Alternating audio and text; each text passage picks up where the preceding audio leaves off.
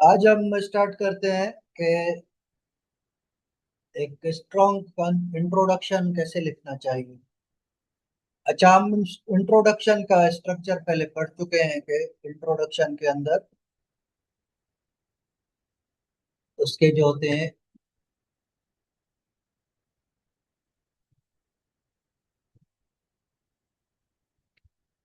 तीन पार्ट्स होते हैं इंपॉर्टेंट। ठीक है, दो एसेंशियल होते हैं, एक उसका जो होता है पार्ट वो ऑप्शनल होता है। ठीक है, उसमें एक होता है हुक होता है या जिसे अटेंशन ग्रेबर भी कहते हैं। ठीक है, वो अटेंशन ग्रेबर कैसे लिखना है वो भी हम करते हैं आज कवर। और उसके बाद एक जनरल स्टेटमेंट होती है पूरा, अवर भी होता है ऐसे का। मीन्स जो चीजें हमने आउटलाइन में लिखी हैं उनको हम इसके अंदर डिस्कस करते हैं, या जो मेन क्वेश्चन पूछा गया है उसका एक जनरल आंसर होता है, उसे जनरल स्टेटमेंट कहा जाता है। और फिर एक थीसिस स्टेटमेंट होती है। पहले के टाइम पे ट्रेडिशनली इंट्रोडक्शन लिखने का पैटर्न ये होता था, अब भी काफी स्टूडेंट लिखते हैं, कि जो कुछ आउटलाइन में लिखा, आउटलाइन के सारे पॉइंट्स को सेंटेंस की फॉर्म में कन्वर्ट कर देते थे। मीन्स जो चीज आउटलाइन में वही इंट्रोडक्शन में जनरल वे में, और मेन बॉडी के अंदर नीचे specific details, specific evidences, elaboration. लेकिन ये मेथड जो है वो अभी इतना इफेक्टिव नहीं रहा। सेफ है, आपको कुछ पता नहीं चल रहा तो आप कर सकते हैं कि आप आउटलाइन के सारे पॉइंट्स उसको जो है वो सेंटेंस की फॉर्म में लिखते हैं। और कोई चीज आपको समझ में नहीं आ रही तो सबसे सेफ तरीका ये है कि आउटलाइन में जो आपने लिखा है, फॉर एग्जांपल जैसे हम ये ले लें,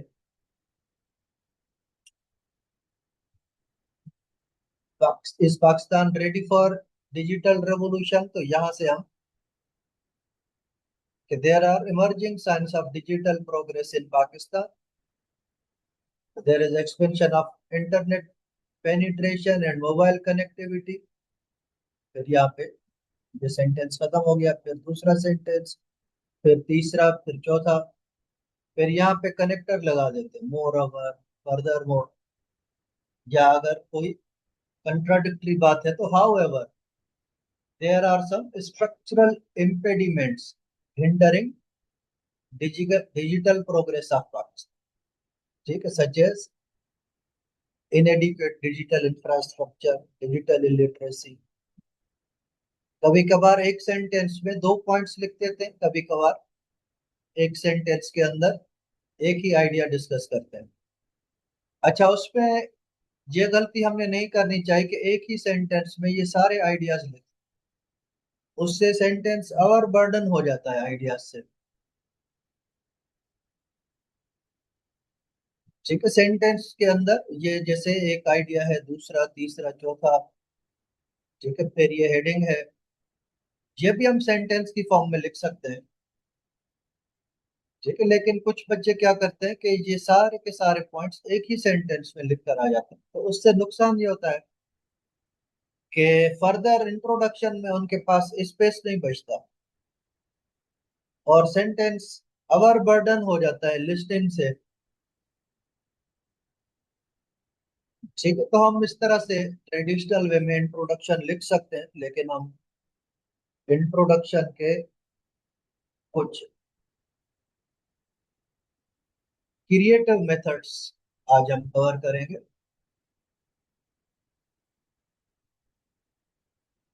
ठीक है, स्ट्रॉन्ग इंट्रोडक्शन जो कि पढ़ने से ही होता है कि हाँ यार ये क्या जबरदस्त इसने बात की है। जैसे हमने इंट्रोडक्शन का फंक्शन पढ़ा था कि इंट्रोडक्शन का फंक्शन क्या है कि जो रीडर है उसको पढ़ने पे मजबूर करे, उसकी अटेंशन को कैच रखे।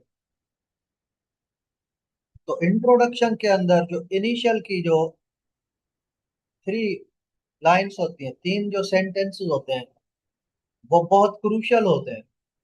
आप ओपनिंग कैसे कर रहे हैं? कोई भी मूवी हो, अगर उसकी ओपनिंग बोरिंग है तो बंद कर देंगे आप टीवी, आप वो मूवी नहीं देखेंगे। कोई भी आप स्टोरी पढ़ रहे हैं, 2-3 पेजेस में आपको कोई इंटरेस्ट डेवलप नहीं हो रहा, तो आप वो किताब रख देंगे।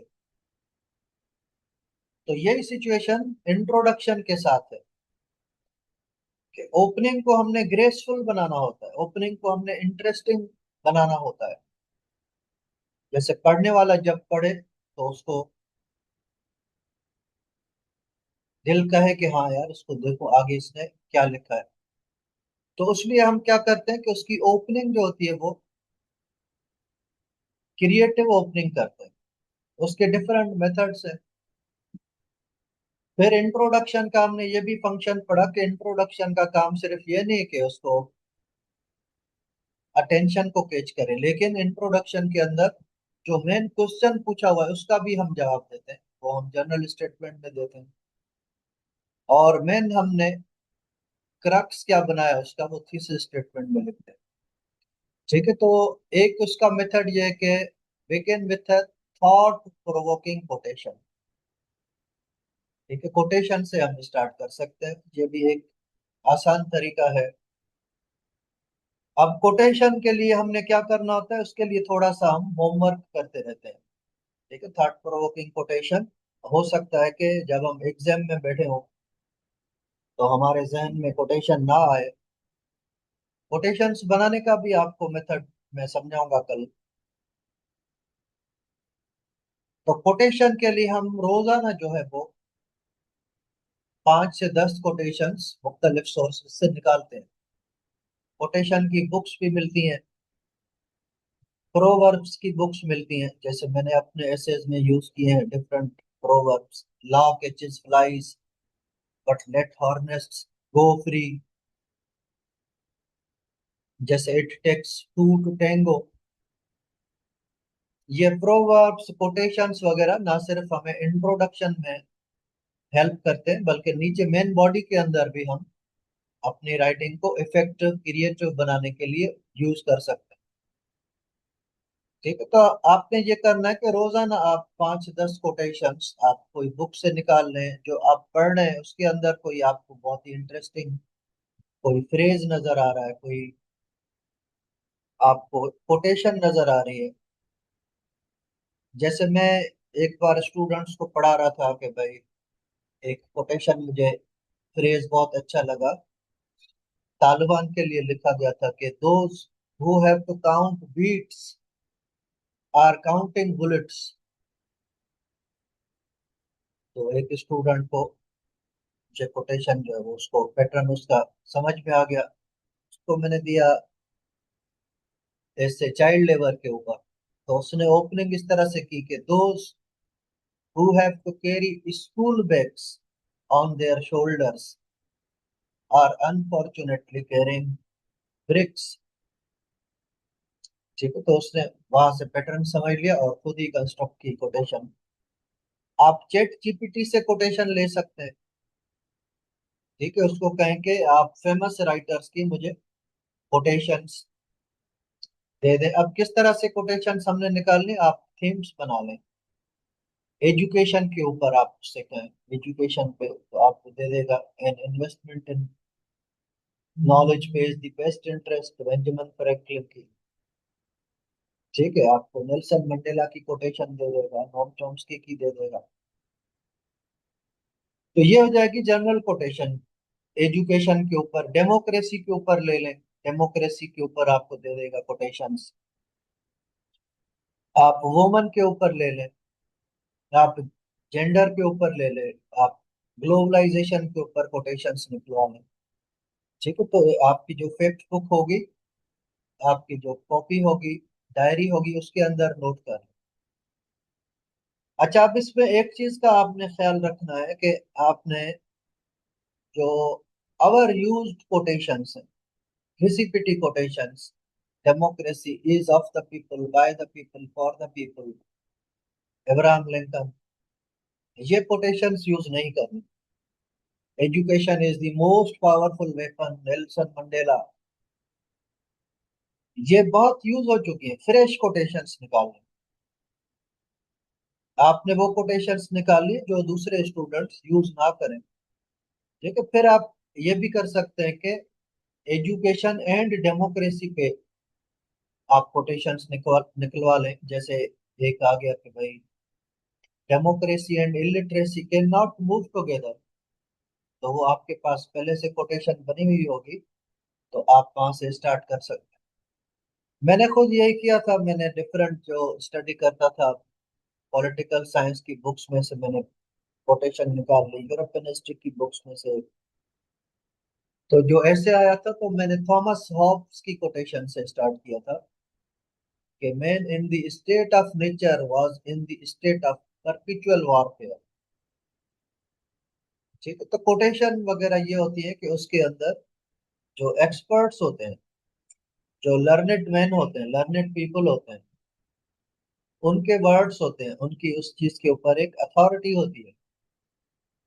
और दूसरा कोटेशन के अंदर एक विट का एलिमेंट होता है, कोई थॉट प्रोवोकिंग कोई बात होती है, उस वजह से उन कोटेशंस ने throughout the ages survive किया है। तो begin with a thought provoking quotation. ठीक है, कोटेशन आपने लिखनी है और उसके बाद कोटेशन की आपने इंटरप्रिटेशन करनी। ठीक है, आपने बताना है कि द फेमस राइटर, ठीक है, अगर अननोन राइटर है तो आपने उसका भी थोड़ा सा इंट्रोडक्शन देना। ठीक है, Burton Russell the famous British philosopher. ठीक है, और क्या कह रहे हैं उसकी इंटरप्रिटेशन करनी है आपने, और उसको रिलेट करना है टॉपिक के साथ। ठीक है, where there is illiteracy there can not be democracy. ठीक है, the famous British historian Will Durant clearly states that democracy and illiteracy are two forces which cannot move together। उसके साथ आपने रिलेट करना है, आपको एक पैटर्न दिखाता हूँ आगे। फिर हमने क्या करना है, जनरल स्टेटमेंट मीन्स जो हमने आउटलाइन के अंदर जो पॉइंट्स बनाए हैं, उसका 40 to 60% लेना है। ठीक है, अगर कॉज इफेक्ट सोल्यूशन लिख रहे हैं तो उसके इम्पैक्ट्स लिखने हैं, कॉजेज और सोल्यूशंस को हम छोड़ दें। ठीक है, अगर आर्ग्यूमेंटेटिव ऐसे है तो हमारा मेन आर्ग्यूमेंट क्या है, उसमें काउंटर आर्ग्यूमेंट को, रिबटल को उसमें इंक्लूड नहीं करेंगे। पूरा का पूरा आउटलाइन रिप्रोड्यूस नहीं करना, उससे फिर ऐसे आपका मोनोटोनियस हो जाएगा। इंट्रोडक्शन में भी वही बात, आउटलाइन में भी वही बात, मेन बॉडी में भी वही बात, तो अननेसेसरी रिपीटेशन हो जाएगी। ठीक है, तो जनरल स्टेटमेंट के लिए हम आउटलाइन में से पॉइंट्स ले लेंगे और फिर लास्ट में तीसरे स्टेटमेंट लिखेंगे कि ओवरऑल आइडिया क्या है ऐसे का। ठीक है, अभी चलें एक हम देखते हैं चाइल्ड लेबर के ऊपर एक इंट्रोडक्शन है, चाइल्ड लेबर इन पाकिस्तान। इसमें काफी सारे बच्चे एनेक्डोट से भी शुरू करते हैं। ठीक है, कि भाई फलां बच्चा works from dawn to the dusk and does toiling labor, किसी एक बच्चे के बारे में, उसके ऊपर हम आते हैं एनेक्डोटल इंट्रोडक्शन कैसे लिखेंगे। ठीक है, ये बेसिकली इंट्रोडक्टरी पैराग्राफ एक पैराग्राफ में लिखना होता है, इसको मैंने ब्रेक करने के लिए ये हेडिंग्स दी हैं। इंट्रोडक्शन के अंदर ये हेडिंग्स नहीं होंगी, ये समझाने के लिए मैंने ब्रेक किया है। ठीक है, इसके चारों पार्ट्स। ठीक है, पहले पार्ट में हमने कोटेशन से स्टार्ट किया, उसके बाद हमने उसकी एक्सप्लेनेशन या इंटरप्रिटेशन कर। ये भी बहुत गलती करते हैं बच्चे की, जो कोटेशन देते हैं उसकी एक्सप्लेनेशन नहीं करते। बेसिकली कोटेशन आपके वर्ड्स नहीं है, कोटेशन हमने बोरो की है कहीं से। ठीक है, और दूसरा इसके अंदर ये इश्यू होता है कि बाज औकात कोटेशन रिलेवेंट नहीं होती, तो उसको रिलेट करने के लिए, उसको टॉपिक के साथ कनेक्ट करने के लिए हम इंटरप्रिटेशन करते हैं। ठीक है, बाज औकात किसी राइटर के बारे में हम जहाँ पे लिख रहे हैं कि ये नेल्सन मंडेला ने कहा, तो एक्सप्लेनेशन में उस राइटर को भी इंट्रोड्यूस करते हैं कि ये राइटर है कौन। ठीक है, मैंने अपनी बुक 100 मोस्ट कॉमन मिस्टेक्स में ये डिटेल में लिखा है कि क्या गलतियां करते हैं बच्चे। मिस्टेक्स के ऊपर हम डिटेल में डिस्कस करेंगे कि क्या मिस्टेक्स करते हैं स्टूडेंट्स। तो अब यहाँ पे कोटेशन से हमने स्टार्ट किया कि every child deserves a childhood, one filled with dreams not duties.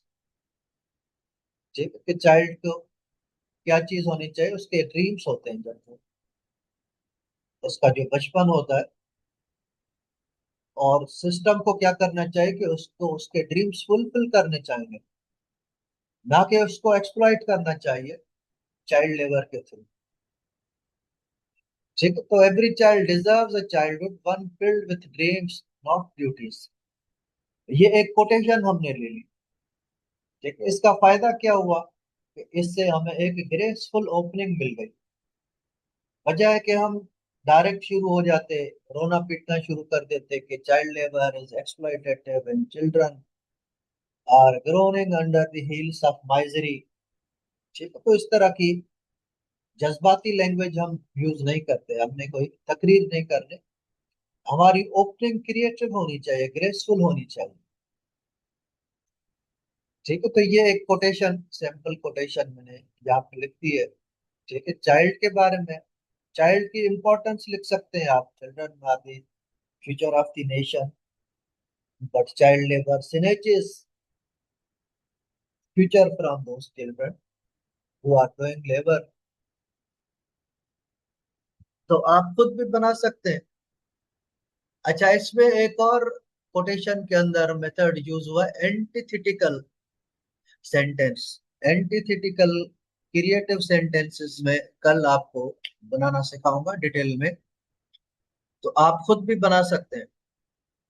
मैंने भी जो ऐसे लिखा था उसमें खुद क्रिएटिव सेंटेंसेस बनाए थे, और मैंने काफी बैचेस में स्टूडेंट्स को ये सेंटेंसेस लिखना सिखाए हैं। हम लोग सेंटेंसेस, क्रिएटिव सेंटेंसेस इंट्रोडक्शन के बीच में भी यूज कर सकते हैं,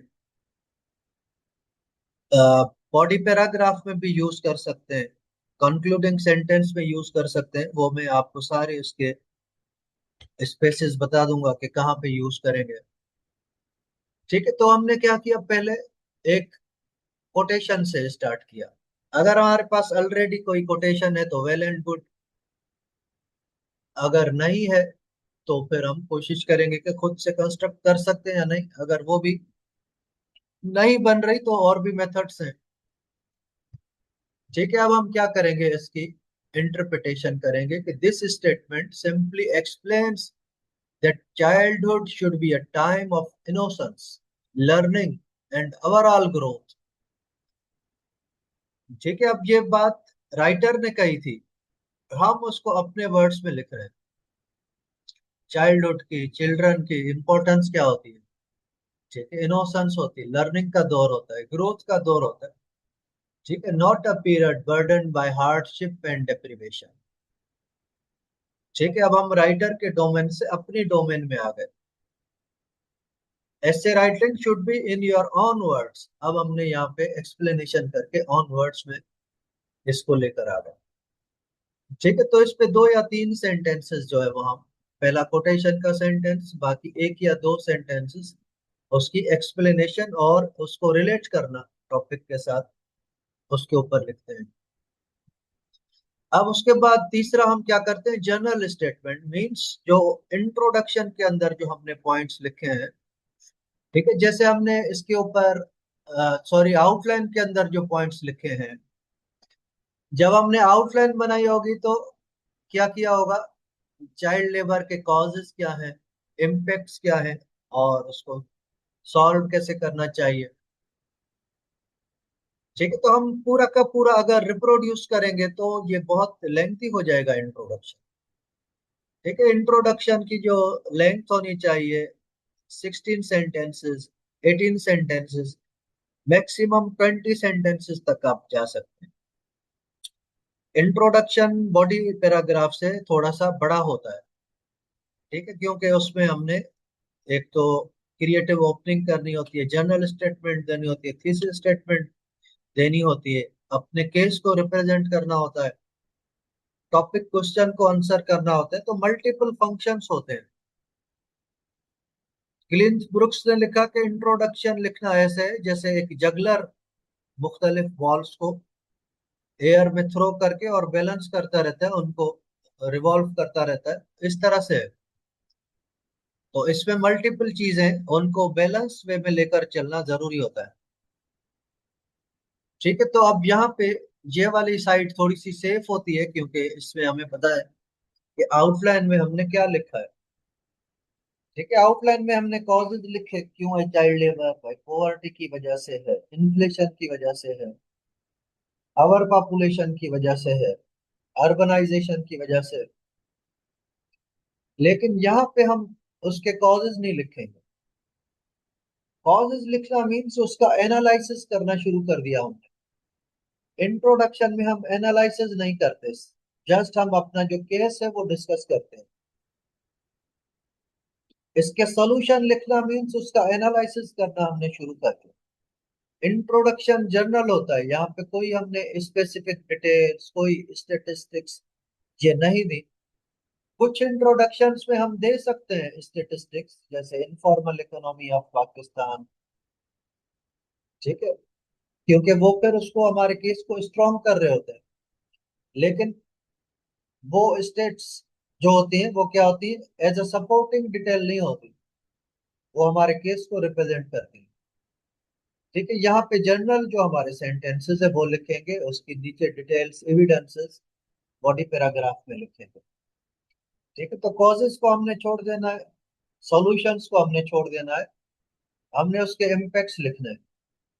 ठीक है, तो देखें कैसे लिखे, child labour deprive children of their fundamental right to education. ठीक है, वहां पे हमने इम्पैक्ट लिखा होगा कि deprivation of education, it forces them to abandon school, limiting their intellectual growth. ठीक है, लिमिटेड इंटेलेक्चुअल ग्रोथ, बच्चा जो चाइल्ड लेबर करेगा तो वो इंटेलेक्चुअली स्ट्रांग नहीं होगा। ठीक है, ये दूसरा पॉइंट हमने आउटलाइन में लिखा होगा। Working long hours exhaust them physically, physical exhaustion होती है एट वेरी यंग एज। ठीक है, इसमें एक सेंटेंस में एक आइडिया को डिस्कस किया। कुछ बच्चे क्या करते हैं कि child labour deprive children of there education, results in physical assault, verbal abuse. ये ओवर बर्डन नहीं कर रहा हमने सेंटेंस को, कोशिश करें एक सेंटेंस में एक आइडिया। ठीक है, तो ये क्या होता है, it exposes children to hazardous environment that damage their health. ठीक है, उसके हेल्थ के ऊपर इम्पेक्ट होते हैं। नीचे पैराग्राफ में हम लिख सकते हैं कि क्या इम्पेक्ट्स होते हैं, इंजरीज होती हैं। ठीक है, फिजिकल हेल्थ के ऊपर इम्पेक्ट्स होते हैं, मेंटल हेल्थ के ऊपर इम्पेक्ट्स होते हैं, एंजाइटी का शिकार हो जाते हैं, स्ट्रेस का शिकार हो जाते हैं, उनकी नींद पूरी नहीं होती। तो ये हम उसकी डिटेल्स नीचे लिखेंगे।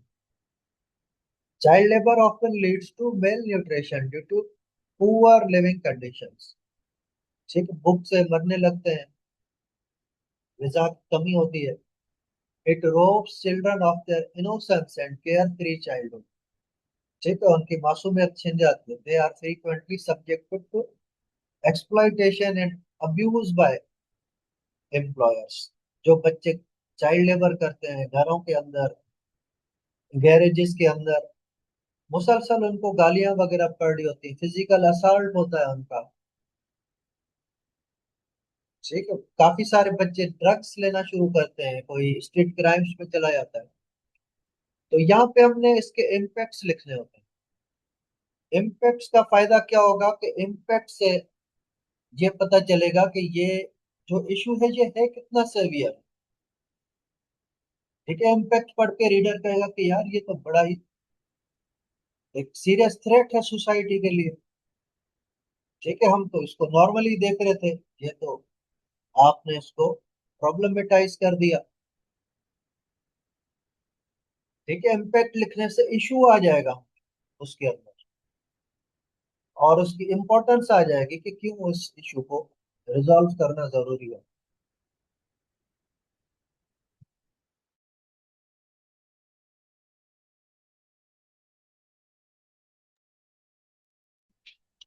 It limits their future opportunities and traps them in poverty. Child labor hinders the development of essential life skills. ठीक है, पॉवर्टी के विशियस सर्किल में जो बच्चा चाइल्ड लेबर करता है ट्रैप हो जाता है। बचपन में चाइल्ड लेबर करेगा, बड़ा होकर चीप लेबर, ठेला लगा लेगा, रिक्शा चलाएगा। ये डिटेल्स नीचे पैराग्राफ में लिखेंगे। It prevents children from socialization and building healthy relationships. Ultimately, child labor destroys their potential to become a productive member of society. ठीक है, तो ये देखिए, ये हमने जर्नल स्टेटमेंट ये कहाँ से उठाया, ये आउटलाइन से हमने उठाया।